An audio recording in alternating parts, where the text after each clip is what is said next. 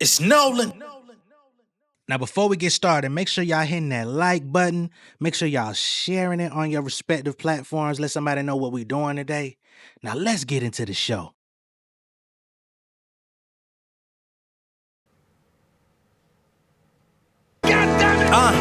Artificial intelligence, I'm ahead of y'all. I stay sliding for chips like I'm a debit card.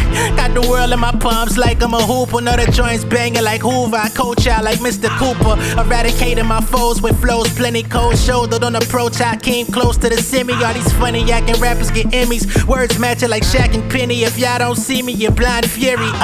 I've been minding my business and take it literal. Took a step back just to shine more like an emerald. Alkaline water with minerals. I'm a general. The stove top cooking your faves. I'm rap emerald. Figaro how the chain's broken. Got them searching my origin like I'm Beethoven. Blacker the better. I'm back black and forever. Your rap's whacker than ever. I'm raw like salmonella. My squad prone for the terror. American citizens, please hear me out on my reasonable doubt. / king of the south. Way I bounce on beats. Thought I was springs in the couch. Inviting these MCs to a joust. All I know is the people see me can think inspiration. The boy developed his own and didn't need education. Raised the heat like inflation. My fingerprints spreading through regions and nations. Got enough bars to appease for 3 generations. Yeah, I know they love it when I talk my shit. These rappers stay up on that bull Bill Cartwright shit. I'm on some legendary hereditary, saving my gene pool. Never shake hands with a sucker nothing from preschool. Who them boys looking in my window? Have it ghostwriter, won't you check up on my memos? I ain't gotta push a demo, keep it simple. The cash increase like crescendo. Attack the beats like I'm tempo. I'm steady like Cameron Campbell's my evolution. Astonishing producing like dude that made the crown and let the rules abolish. We cut the shit like Lorraine Bobby. Find a hobby, a rap career ain't the greatest topic. These boys scraping for change, looking like nail polish. Feeling brawly like Broly. I block haters like goalies. I'm hardcore in the paint like Mick Foley on Anderson. Target the internet like I'm cannabis. Banging on these cats like KG back in Farragut. What's going on, beautiful people? It's the kid J Nolan here. Welcome back to another episode of Inside the Industry, your number one source for music, entertainment, commentary, and breakdowns. Hope everybody's doing well on this Friday afternoon. We're coming here to talk about the whole Jay-Z, Tony Buzbee. Well, really, Jay-Z versus Jane Doe. Let's keep it there. Let's start there. Because Tony Buzbee ended up getting so much publicity, so much PR, so much press. So many people came to know who Tony Buzbee was. I know he was a notable lawyer out there in Texas, and I say notable just off of the fact that he was known, you know what I'm saying, whether that be positive and or negative. But to the general public, to people that were not located in Texas, to people that were not following his career or the major lawsuits that he had, filed against major corporations and things of that nature, this man has been talked about for the last 3 to 4 months, nonstop, almost daily, depending on people that you engage with their content. People have been boosting him up. People have been acting like he is the ultimate attorney, the ultimate first class person that you should go to if ever you find yourself in legitimate trouble. And now it looks like things have taken a turn. Okay. But again, Tony Buzbee was not the one as the plaintiff. The plaintiff was a Jane Doe, a woman who is now grown, but at the time of the alleged incident, she was 13 years old. She comes out and claims that she was SA'd by Jay-Z and Diddy at a VMA after party. She claims she went to the VMAs. She was out in Times Square. She was watching it on the Jumbotron. She was out there and she talked to some limo drivers and she talked to all these people. Guy says, "You're just what Diddy needs, just what he's looking for. Come in my car." But allegedly, he had stops to make sure Diddy got to his destination. Came back, allegedly got her, put her in the car, drove Lord knows how long this story was supposed to be. She claimed it was a 20-minute ride, or approximately 20 minutes. She gets to this party with this humongous white mansion, U-shaped driveway, all of these like crazy descriptors. I talked to Fred Durst. I talked to Benji Madden about his Last Supper tattoo, and I related so strongly with it because I got these Christian values. You're a Christian like me. Story fell apart in every which way. It was picked apart every which way. Jay-Z's lawyer, Alex Spiro, did a whole fucking media presentation. Media play. You know what I'm saying? Did a whole PowerPoint presentation showing 100 ways why this shit. Do my Bay impression. 100 ways as to how this could never be true. Nobody had no proof of Jay-Z or Diddy going to any house party on the night of the VMAs that year. Like, it's just so much shit. It was 2000, right? There was an unnamed woman who allegedly witnessed the entire incident. The woman was never named. Just Diddy and Jay-Z. The lawsuit. The crazy part of the lawsuit is Jay-Z was added as a defendant, but all of the rest of the lawsuit was really against Diddy. Bad Boy Holdings, Bad Boy Records, Bad Boy Productions, Combs Global Enterprises. Like, they put like 12 motherfuckers, and most of it is Diddy's companies, and just put a little Jay-Z in there. Boy, that was your worst mistake, was adding Jay-Z in there. Adding Jay-Z definitely took your law firm to a whole nother degree of publicity, but it also put your law firm to a whole nother degree of scrutiny and people that came out and said, man, what the fuck is this? Boy, oh boy. So now it's Friday, February 7th, and Tony Buzbee and his other legal cohorts have come out and decided to voluntarily dismiss this case. The judge did not do it. They wrote a letter to the judge and said, we no longer want to pursue this case. Yeah, I know we got to do the remix, right? I'm just playing. But y'all know we got the paperwork.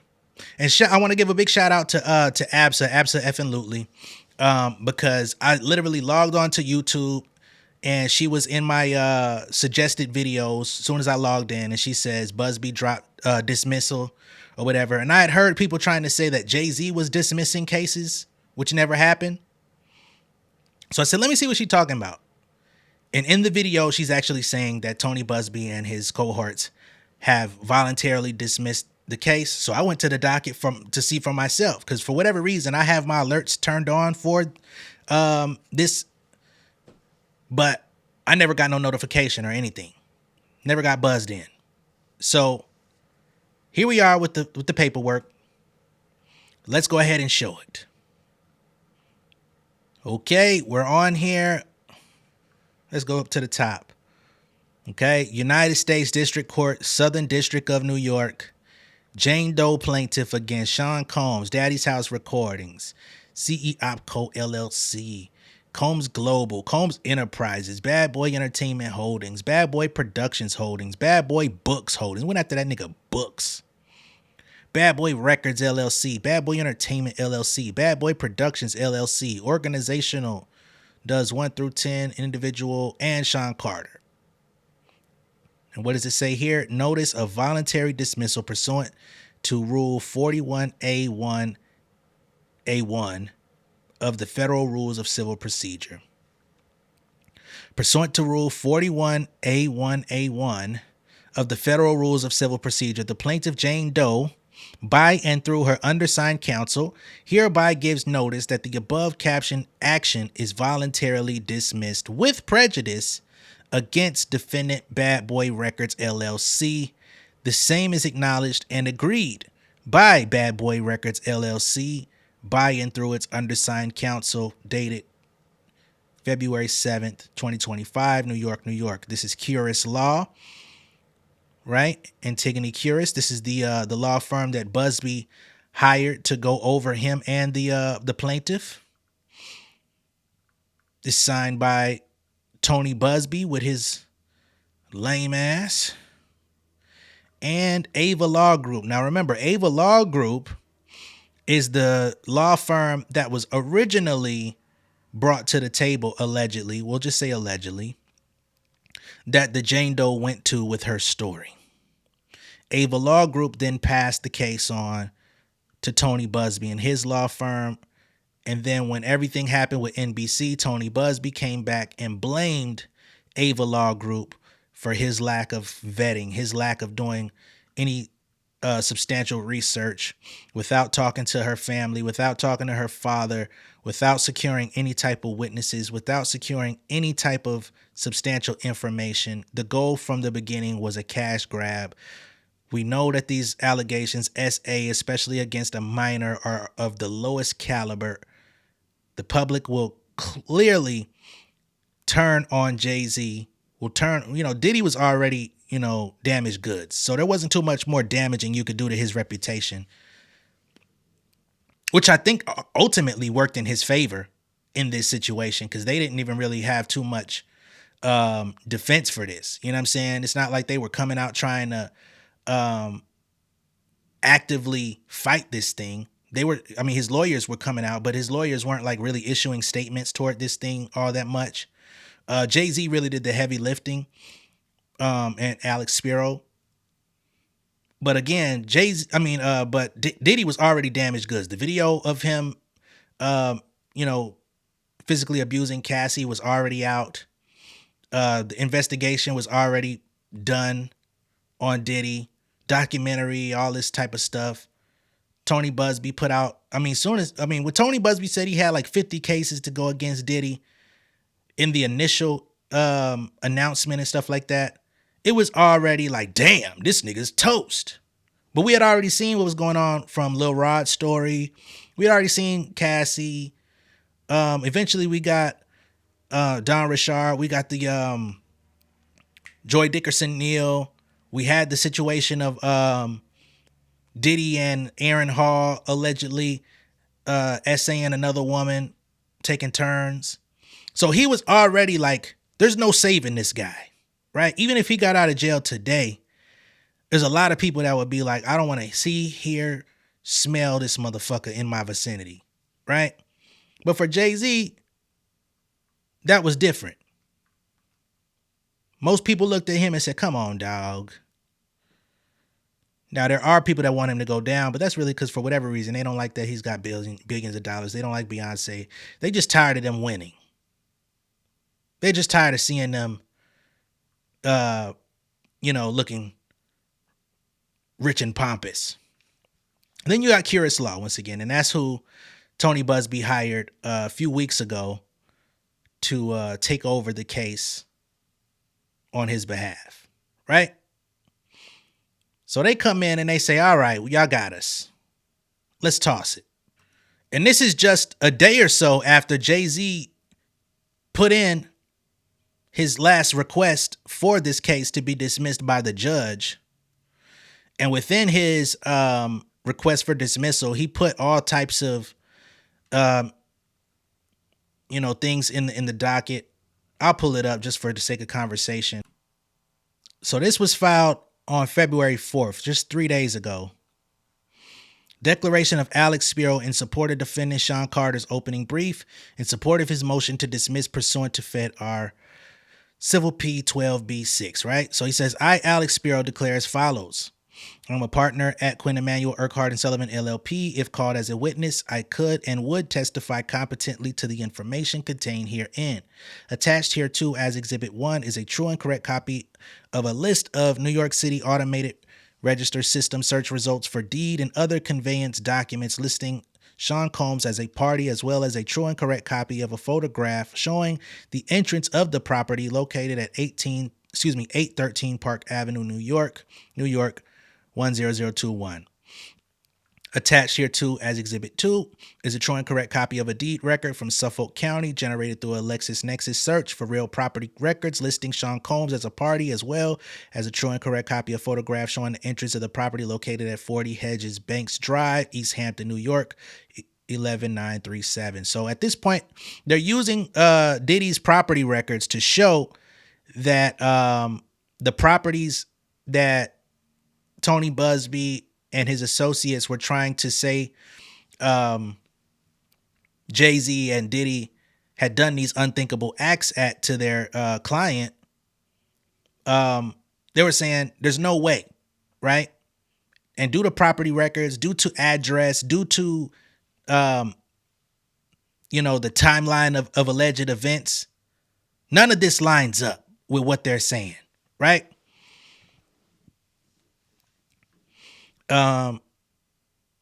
So they just using all of his property ownership records. They show a Google map showing how long it would take to get from Radio City Music Hall at 11 p.m. To East Hampton, since they wanted to try to drive home that East Hampton residence. Because remember, that was Diddy's mansion in the Hamptons. It was a White House. However, it did not have a U-shaped driveway.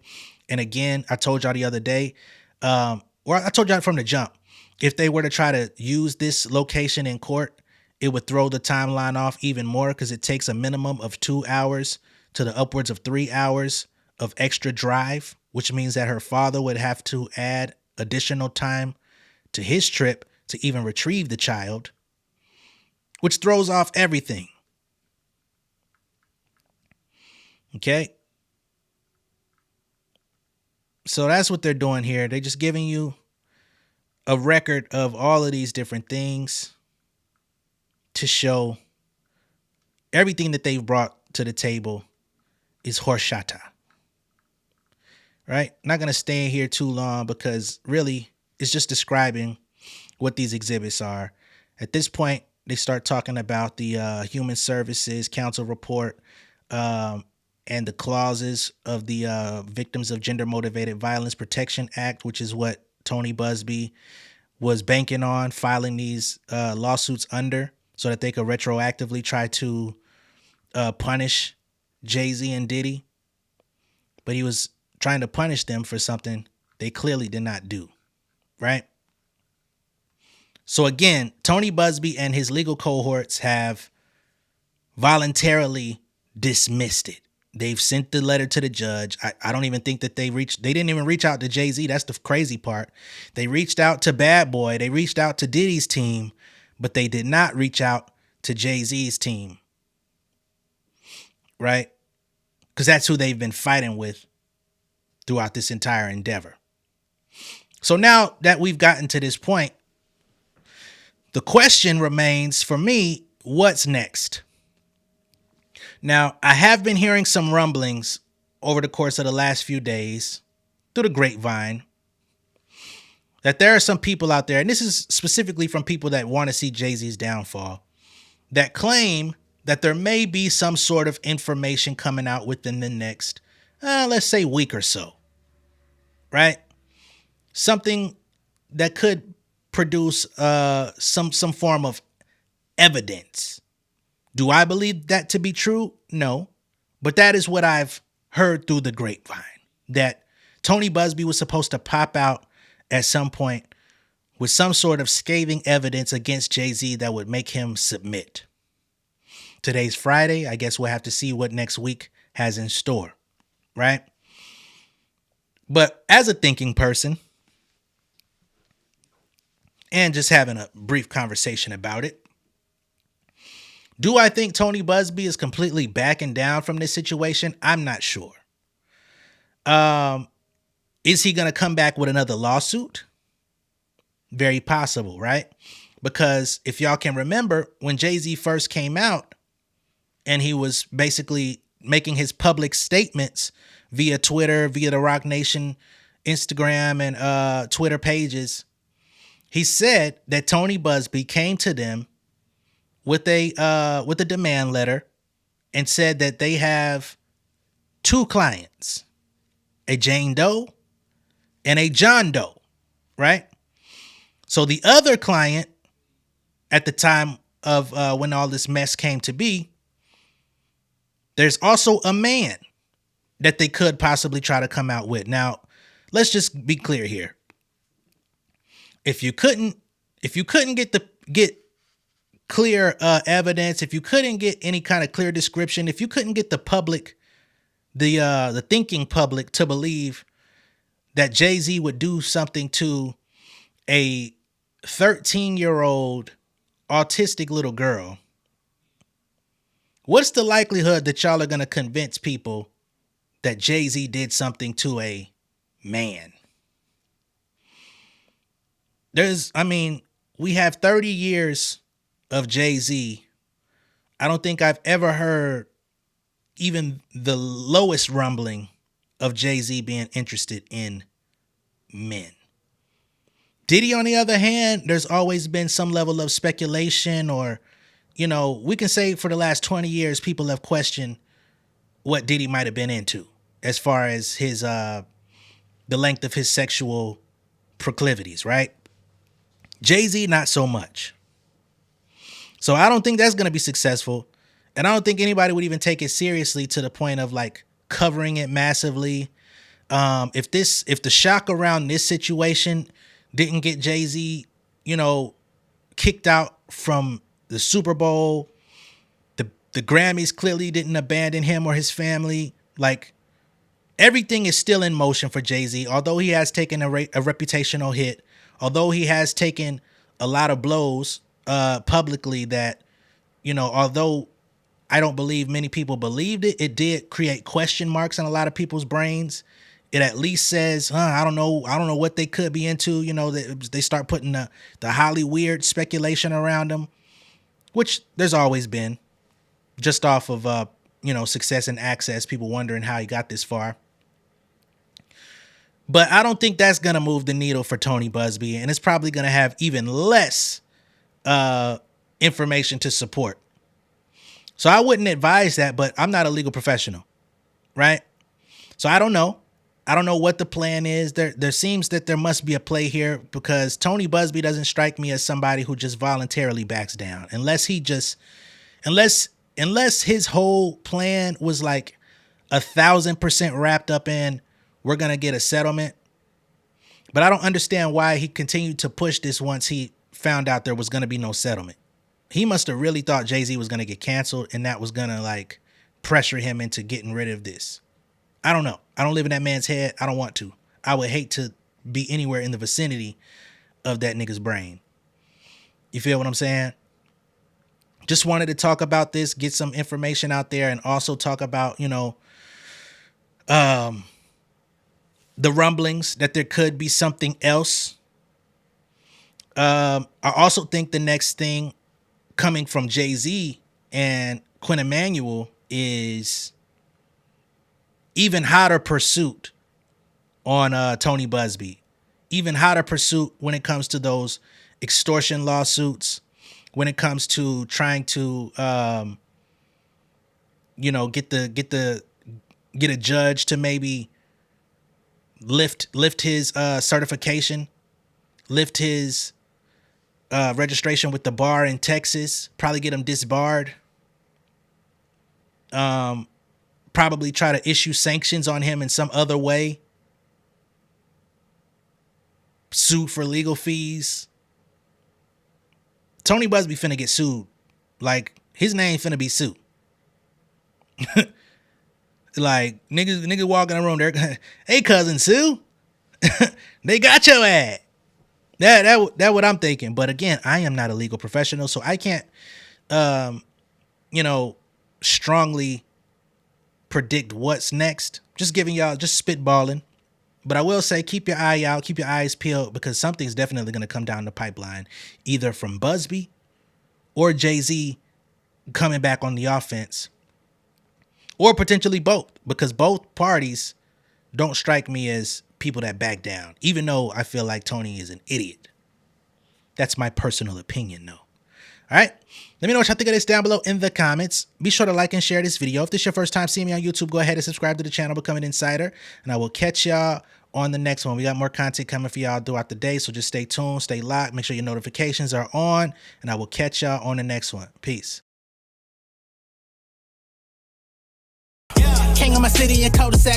Coming out swinging like soldier rags. Leading my people like quarterback. Boy, I study this shit, I'm an almanac. Had to get up and grind. Knowledge is booming, I'm here to apply. Came with the chip and the dip, it just single the mind. We finna do more than survive. I need my check. Spinning the block for the Gouda. We hitting the jeweler to flood out the net. We don't do beef on computers, I'm straight out the sewer. We come when you rest. Niggas be looking perplexed, so keeping my foot on their neck. No map, I trust my gut for the quest. But drama, I'm fully abreast. I was ready for years and they doubted me. All of a sudden they tell me they proud of me. I been dropping these haters like calories. Cross them out, I came back with some boundaries. Stand for my honor, but too raw, no corner. Packing the stick with a drummer. Wanna catch my bad, won't fumble. I done came too far to be humble.